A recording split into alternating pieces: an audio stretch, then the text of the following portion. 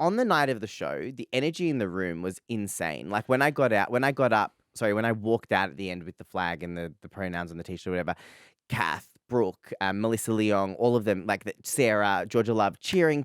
Like the love in the air was palpable. That weekend, I went to Poof Doof. So I'm on the dance floor at Poof Doof on Saturday, the week after the show, the day of the Herald Sun article. And all these people are coming up to me being like, Deni, your show was amazing. I saw your show. And I was just like, oh my God, these people actually saw what happened. These people actually care. Like these people are appreciative and they feel seen and loved.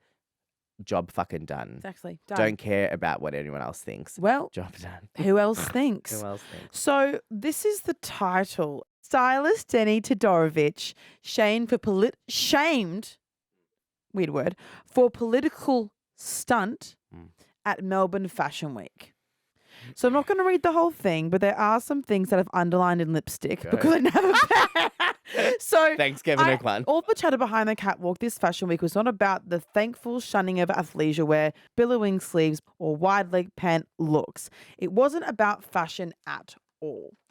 Okay, my reaction to that was, while Fashion Week, obviously, by its name, is about fashion, that doesn't mean it is exclusively about fashion.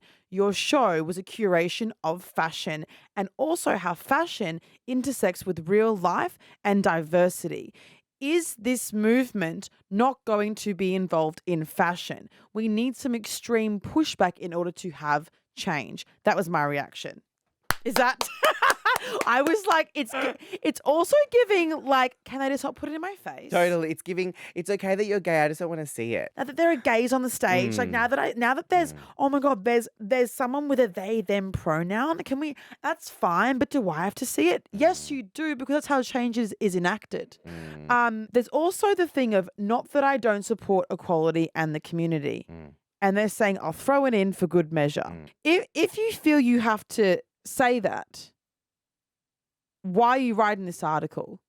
Perhaps you're feeling that you saying that requires that statement means you should have a pause and think about what the article is about and why you have those feelings towards the article. That's how I felt.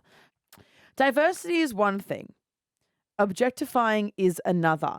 This just screamed of tokenism. Now, my question is, as a non-binary person involved in this community, if they are the people involved and they are the people congratulating you and they have agreed to this show, how is that tokenism? It would be tokenistic if you were a straight white man, if you were ScoMo throwing it, and then if ScoMo decided, ScoMo was like, you know what, I'm going to cook a curry and we're going to have...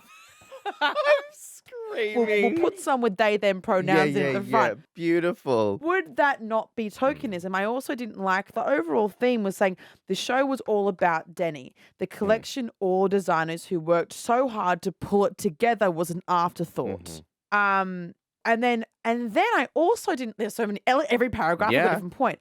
There's also a paragraph that says, perhaps cluing in on the behind-the-scenes backlash, Todorovic took to Instagram on Friday to state that Melbourne Fashion Week runway wasn't about fashion, it was about feeling, and coincided with Trans Awareness Week.